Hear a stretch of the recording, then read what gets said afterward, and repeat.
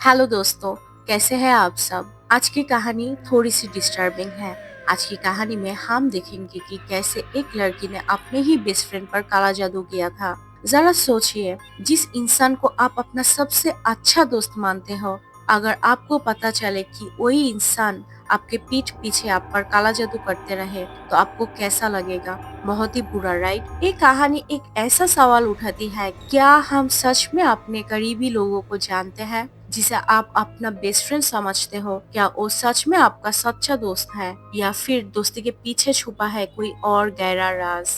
तो चलिए कहानी को शुरू करते हैं। ये कहानी है काजल की। काजल पुणे में अपनी मम्मी, पापा और छोटे भाई के साथ रहती थी। वो देखने में बहुत ही खूबसूरत थी और पढ़ाई में भी बहुत ही अच्छी स्टूडेंट थी। एक दिन उसे मुंबई के एक बहुत ही अच्छे कॉलेज में एडमिशन मिल गया। एडमिशन के बाद वो मुंबई शिफ्ट हो गई और अपने चाचा के घर रहने लगी। उसका कॉलेज चाचा के घर के काफी पास था, इसीलिए काजल के मम्मी पापा को भी ज्यादा टेंशन नहीं थी। परिवार से दूर रहने का थोड़ा गम तो था, लेकिन आंखों में नए शायर और नए सपनों की चमक भी थी। बहुत सारे अरमानों के साथ काजल ने मुंबई में अपनी नई जिंदगी की शुरुआत की। कॉलेज के शुरू के दिन बहुत ही अच्छे थे। वहाँ उसकी एक लड़की से बहुत ही अच्छी सी दोस्ती हो गई थी।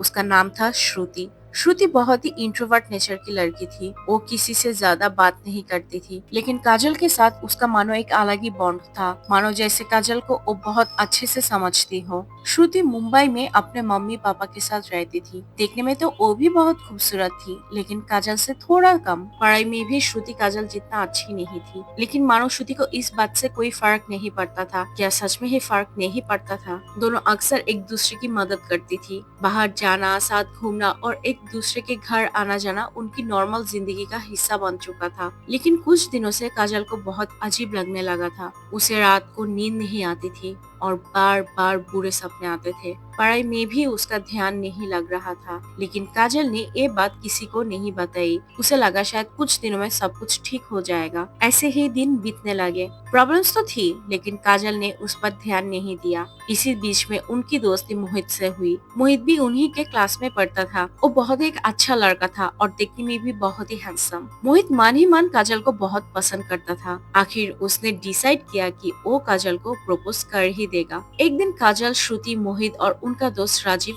एक साथ बैठे हुए थे। तभी मोहित ने हिम्मत करके काजल को प्रपोज कर ही दिया। सच कहे तो काजल भी मोहित को थोड़ा पसंद करती थी, लेकिन उस दिन के बाद से काजल के साथ अजीब घटनाएं और भी बढ़ने लगी। अब वो पढ़ाई में बिल्कुल ध्यान नहीं दे पा रही थी। उसे बहुत कमजोर महसूस होता था, जैसे उसके अंदर बिल्कुल भी एनर्जी नहीं बची हो। किसी से बात करने का भी मन नहीं करता था। इनफैक्ट वो मोहित के साथ भी बहुत ही कम बात करता था। उन दोनों के बीच दूरियां बढ़ते गए। काजल का रिजल्ट भी धीरे धीरे बहुत ही खराब होने लगा। जो काजल क्लास में फर्स्ट होती थी, वो अब क्लास में लास्ट होने लगी। मोहित भी अब उसके लिए परेशान होने लगा। श्रुति भी अब पहले से ज्यादा काजल के घर आने लगी, उसकी देखभाल करने की बहाने से। कुछ दिन बाद काजल को अपने आसपास एक काली परछाई की होने का एहसास होने लगी। एक रात तो ऐसा हुआ कि काजल अपने बेड पर लेटी हुई मोहित से चैटिंग कर रही थी। मोहित उससे अपने इशू सॉल्व करना चाहता था। तभी काजल ने नोटिस किया कि उसके वॉशरूम में कोई है।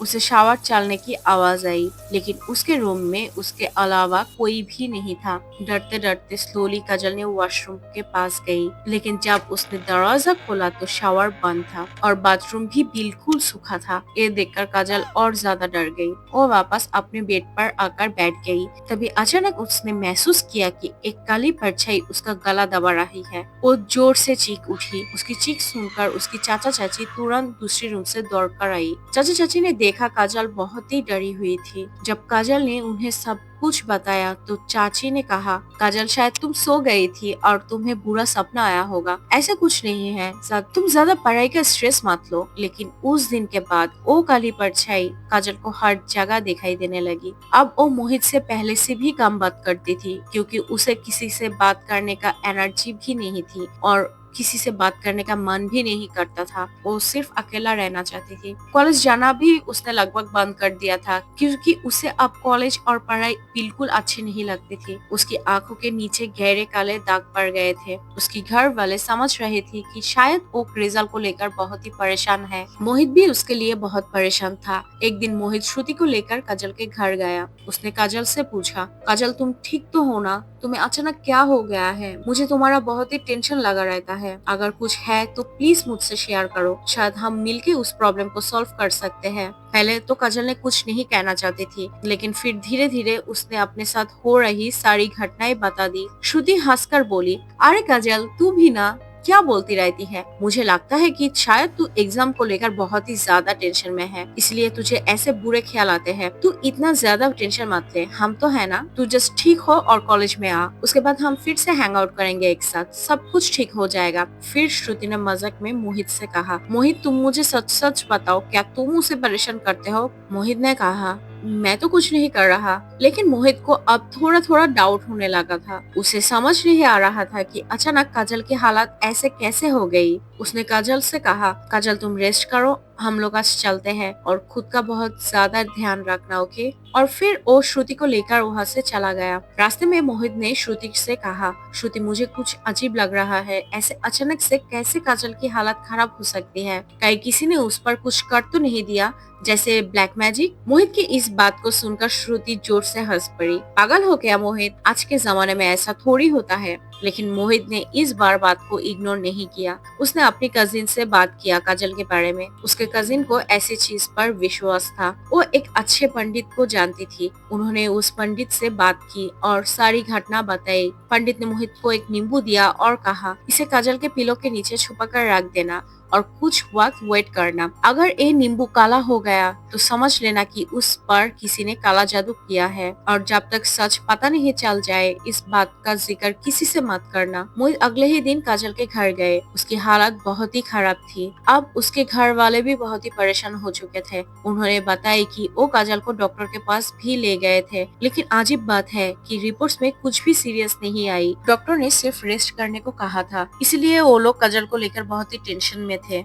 मोहित काजल के रूम में गया और पंडित के बात के मुताबिक उसने काजल के पिलो के नीचे उस नींबू को रख दिया। कुछ देर बाद जब उसने नींबू को निकाला तो वो नींबू पूरी तरह काला हो चुका था। ये देखकर मोहित बहुत ही घबरा गए। मोहित तुरंत पंडित जी के पास गया। पंडित जी ने सब कुछ सुनने के बाद कहा, इस लड़की पर किसी ने बहुत ही बुरी ब्लैक मैजिक किया है। हमारे पास वक्त बहुत ही कम है, हमें तुरंत रिचुअल्स शुरू करना है अगर आप लोग इस लड़की को बचाना चाहते हो तो। पंडित जी ने कहा, आप काजल के घर वाले को इन्फॉर्म करो। मोहित पंडित जी को लेकर काजल के घर गया। शुरू में किसी को इस बात पर विश्वास नहीं हुआ, लेकिन तभी काजल का बिहेवियर अचानक अजीब हो गया। वो जोर जोर से रोने लगी और चिल्लाने लगी, इस पंडित को यहाँ से ले जाओ, प्लीज इसे यहाँ से ले जाओ, ये मेरे साथ कुछ बुरा कर देगा, मुझे अच्छा नहीं लग रहा है, प्लीज इसे ले जाओ, प्लीज इसे ले जाओ। उसके बाद काजल ने अचानक अपने नाखून से अपने शरीर में जोर जोर से स्क्रैच करने लगा, इतनी जोर से कि उसकी स्किन से खून निकलने लगा। ये सब देखकर सब डर गए। तब पंडित जी ने कहा, इसे तुरंत पकड़कर बंद कर दो, हमें अभी की अभी रिचुअल शुरू करना होगा। काजल बहुत ही जोर जोर से चीखने लगी। पंडित जी ने रिचुअल्स शुरू किया। रिचुअल्स के दौरान काजल की हालत और भी खराब होने लगी। पंडित जी बार बार पूछ रहे थे, तू कौन है और किसने तुझे यहाँ भेजा है, उसका नाम बता। लेकिन पहले तो उस आत्मा कुछ बताने के लिए रेडी ही नहीं थी। काफी देर तक पूजा चलने के बाद पंडित जी ने उस आत्मा को कंट्रोल करने में सफल हो गया। फिर उस आत्मा ने जो नाम बताया उसे सुनकर वह मौजूद सब लोग हैरान रह गए। क्या सच में इतनी करीबी लोग किसी के साथ एक कर सकते हैं?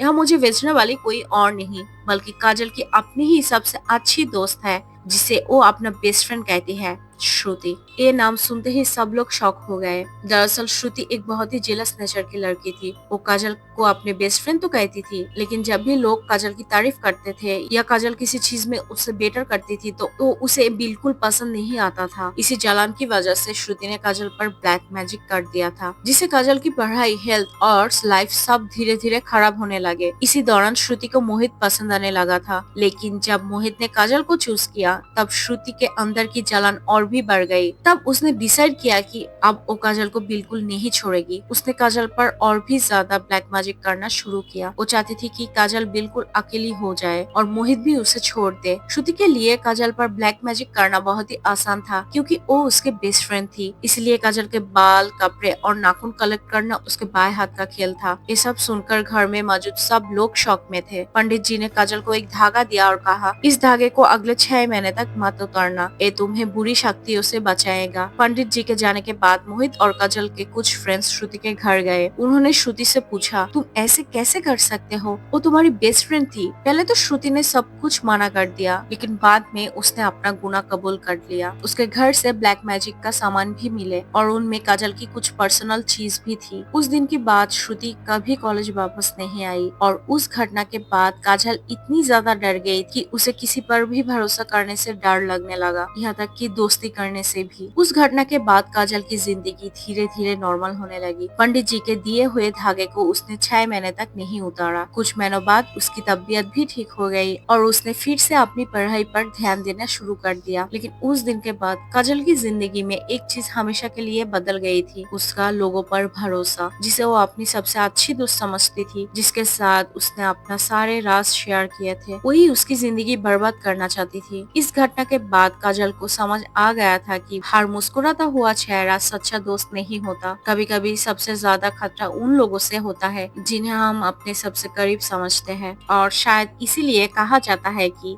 दुश्मन से ज्यादा खतरनाक होता है एक झूठा दोस्त। तो दोस्तों, आपका क्या कहना है? क्या आपने भी कभी ऐसा कोई इंसिडेंट फेस किया है? कमेंट करके जरूर बताइए। अगर आपको ऐसे ही ट्रू हॉरर स्टोरीज पसंद है तो वीडियो को लाइक करिए और चैनल को सब्सक्राइब करिए। मिलते हैं अगले वीडियो में और एक डरावनी कहानी के साथ। तभी के लिए अलविदा दोस्तों।